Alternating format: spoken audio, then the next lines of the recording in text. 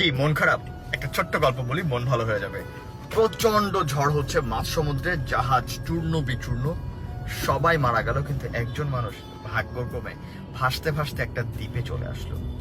আসার পর প্রথম দিকে তার মন যথেষ্ট খারাপ। প্রতিদিনই সে সৃষ্টিকর্তার কাছে প্রার্থনা করতো, আল্লাহ কোনো একটা জাহাজ মিলিয়ে দাও, আমি যেন বাসায় যেতে পারি কোনোভাবে। একদিন যায়, 2 দিন যায়, মাস যায়, কেউ আসে না হেল্প করতে। একসময় সে নিজে কিছু কাঠ ঘর জোগাড় করে একটা ঘর বানালো এবং থাকতে শুরু করলো। কিছুদিন পর একদিন মাছ ধরে ব্যাক করার সময় সে দেখলো তার বাসাটায় আগুন জ্বলে গিয়েছে এবং পুড়ে ছাই। সে সৃষ্টিকর্তাকে বলল, আমার একটাই ঘর ছিল, তুমি এটাও কেড়ে নিলে।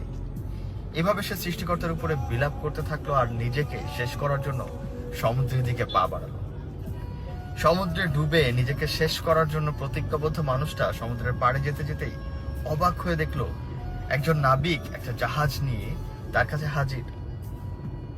সে অবাক হয়ে জিজ্ঞেস করলো, এতদিন আমি এখানে ছিলাম, কেউ আমাকে হেল্প করতে আসেনি, আপনি কে ভাই, কোথা থেকে আসলেন? বলল, কিছু সময় আগে আপনি যে ধোঁয়া পাঠিয়ে সিগন্যাল দিয়েছেন, এর মাধ্যমে আমরা বুঝতে পেরেছি আপনি হয়তো বিপদে আছেন, তাই আমরা এখানে চলে এসেছি।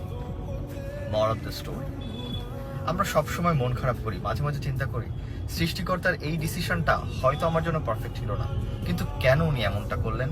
আর এভাবে নিজেকে হারিয়ে ফেলি, ব্লেম করতে থাকি, আমার ভাগ্যটাই হবে সবচেয়ে খারাপ। কিন্তু না, এটা উচিত না। উচিত ওইটাই যেটা হচ্ছে, এটাই সৃষ্টিকর্তার ডিসিশন, আর মেনে নেওয়া, অপেক্ষা করা ওই মুহূর্তের জন্য যেই মুহূর্তে আমার জন্য সেরা পুরস্কার অপেক্ষা করছে।